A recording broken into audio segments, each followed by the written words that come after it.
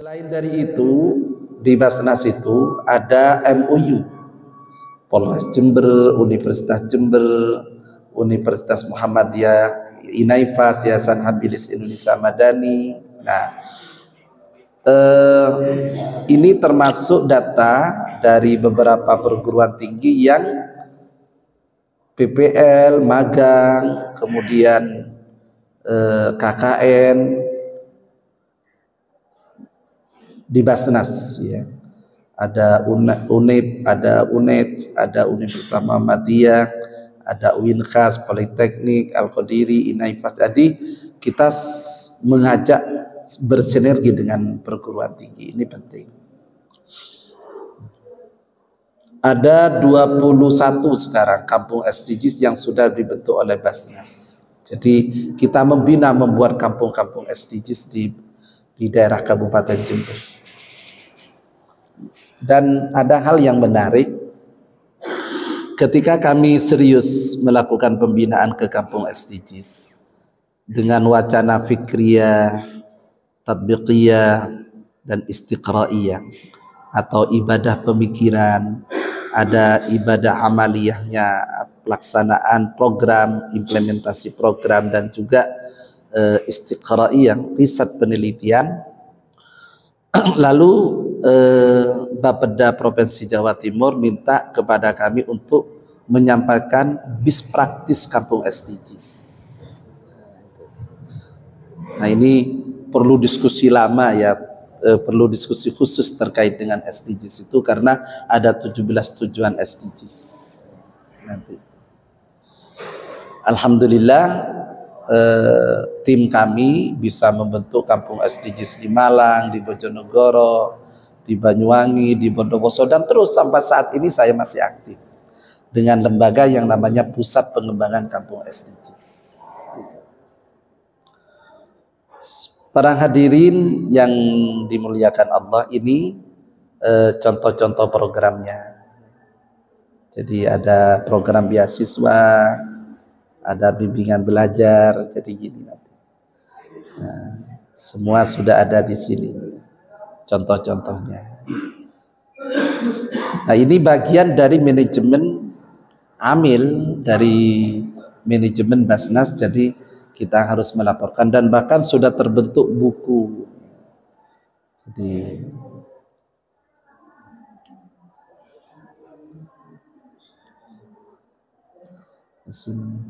ya, program kemanusiaan.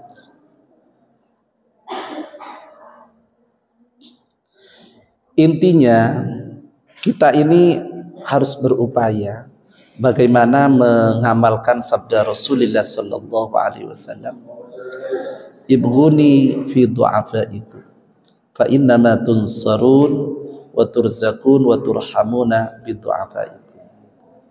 Kata Rasulullah, cari orang-orang du'afa itu karena pertolongan Allah kepada kamu, rezeki Allah kepada kamu sekalian, kasih sayang Allah kepada kamu sekalian, karena masih ada orang-orang yang membantu kaum-kaum du'afa.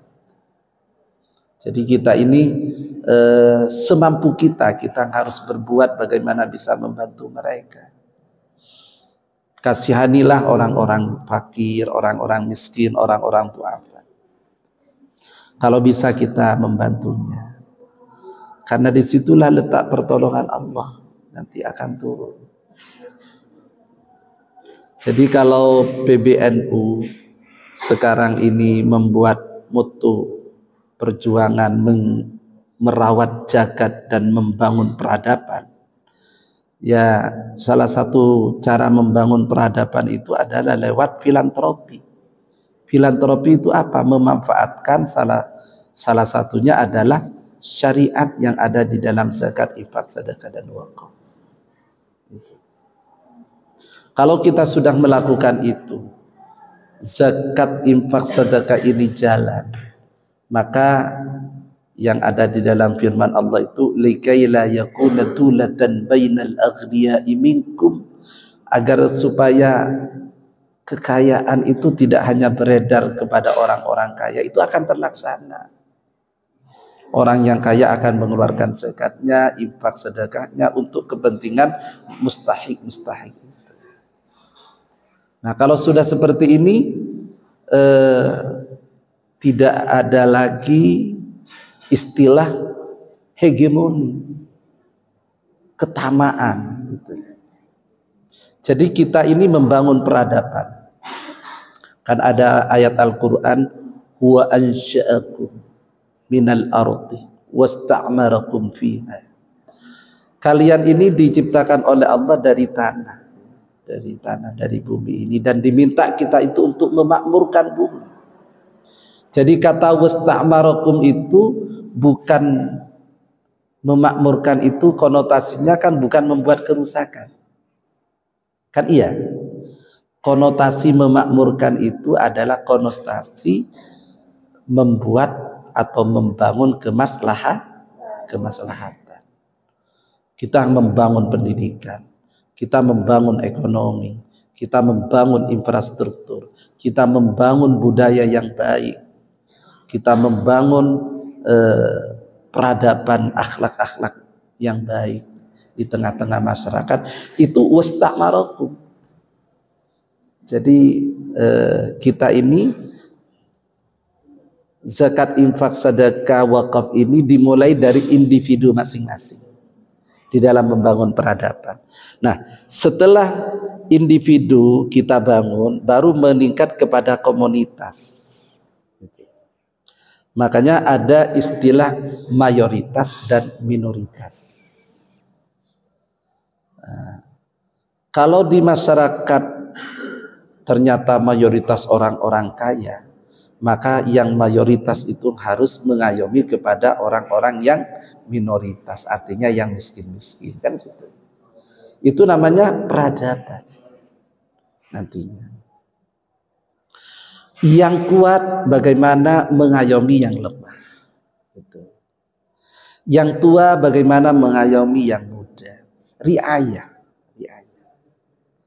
Makanya kalian itu kalau tahu kepada ayat proses berdirinya Nahdlatul Ulama, pasti kalian itu, ya Allah, ternyata NU ini tujuannya mulia. Ada yang hafal di sini ayat yang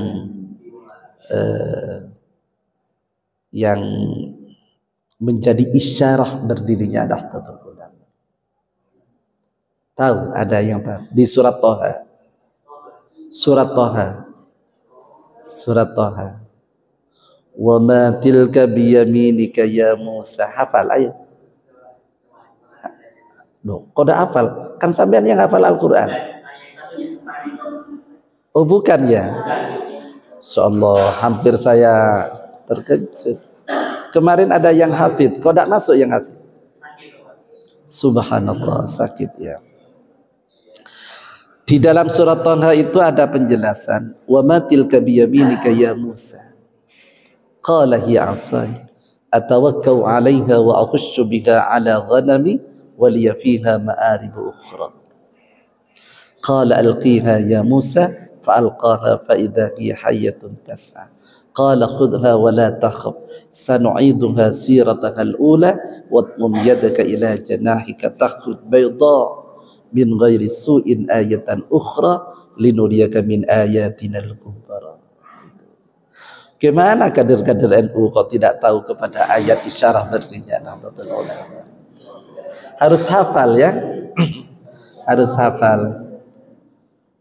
Jadi riayah itu, katanya Allah, apa yang ada di tangan kananmu wahai Nabi Musa, di tanganmu. Wa matilka biyaminika ya Musa, apa yang ada di tangan kananmu? Qala hiya 'asai. Ini tongkat. Atawakkau 'alaiha. Saya berpegangan dengan tongkat ini. Wa akhussu biha 'ala ghanami. Dan saya ambil daun-daunan itu untuk kambingku. Jadi ada riayah di situ. Waliya fiha ma'arib ukhra, dan juga untuk kepentingan-kepentingan yang lain. Jadi isyarah tongkat itu adalah isyarah di mana tongkat itu sebagai pegangan, berarti ajaran ahli sunnah. Ketika tongkat ini untuk mengambil daun-daunan dan daun-daunan itu diperuntukkan untuk kambing, isyarahnya adalah bahwa kita ini orang-orang NU harus melakukan riayatul ummah, mengayomi umat. Itu penting kita ketahui semua. Para hadirin yang kami hormati, jadi ini bentuk kegiatan-kegiatan kami, Masya Allah.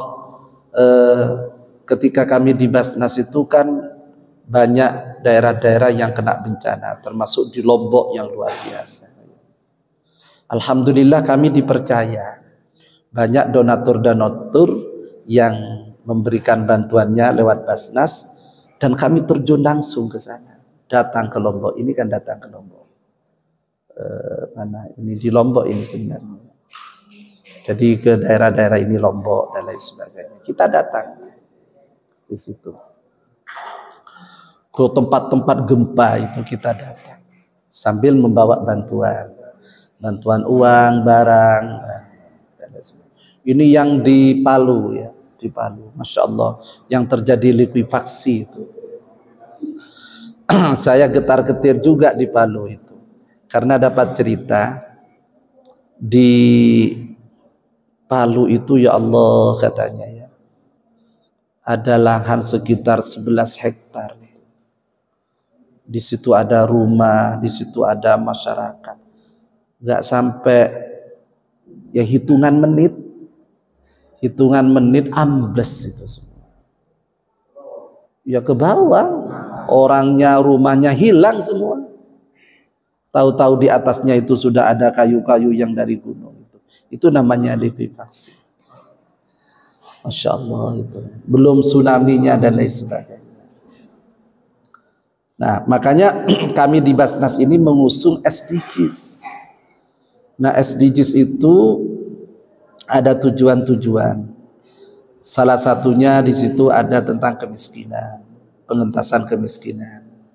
Yang kedua tentang kesehatan, tentang gender, tentang ekonomi, tentang keamanan, tentang lingkungan, kesehatan dan lain sebagainya.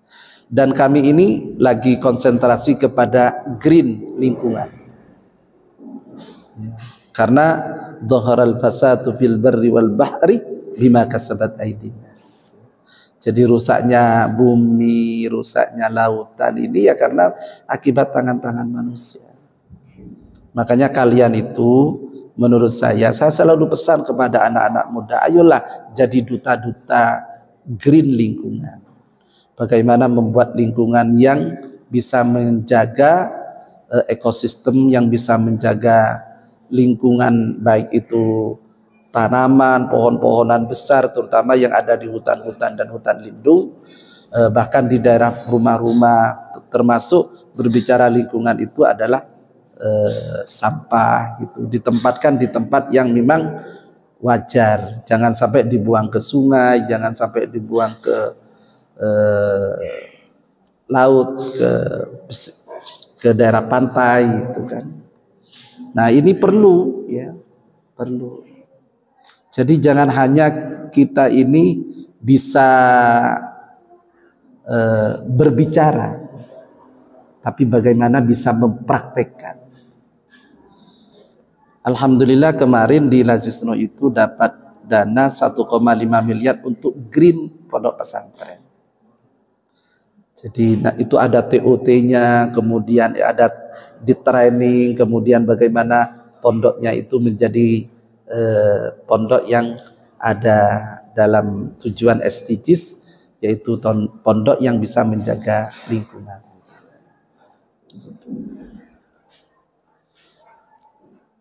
Ya ini ya, ini kegiatan-kegiatan yang saya lakukan. Dan untuk gerakan filantropi kita tidak boleh egois. Ya. Egois itu artinya dalam gerakan filantropi itu kita harus merangkul, menggandeng berbagai pihak yang memiliki tujuan sama. Tidak harus Basnas yang lain tidak boleh, jangan. Makanya saya bersinergi dengan anak-anak PMII, bersinergi dengan ya ormas-ormas, fatayat, muslimat dan lain sebagainya. Kita ajak sinergi selama itu memiliki tujuan yang sama, yaitu tujuan gerakan filantropi kepada umat.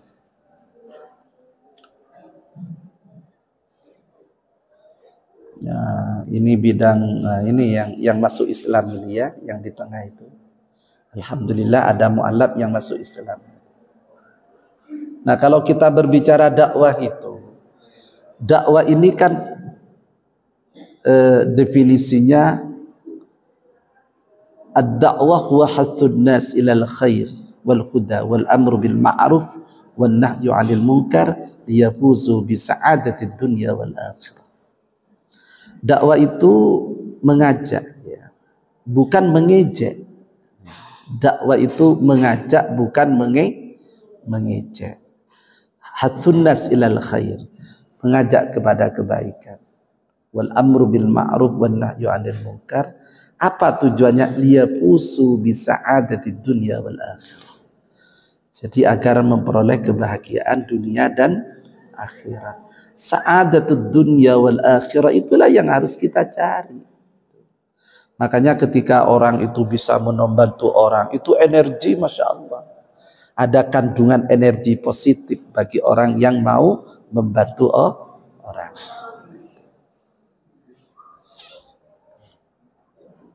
Nah, ini kampung-kampung SDGs ya, ada kampung-kampung SDGs yang kami bentuk. Masya Allah, luar biasa ini. Nah, oleh karena itu nanti kita bisa praktek lapangan, ya. Praktek lapangan.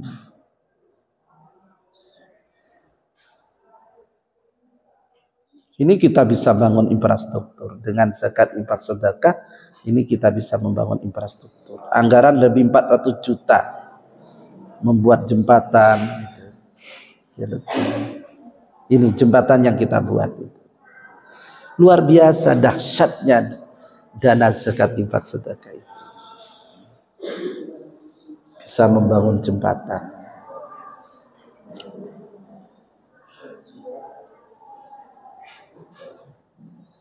Baik, terima kasih.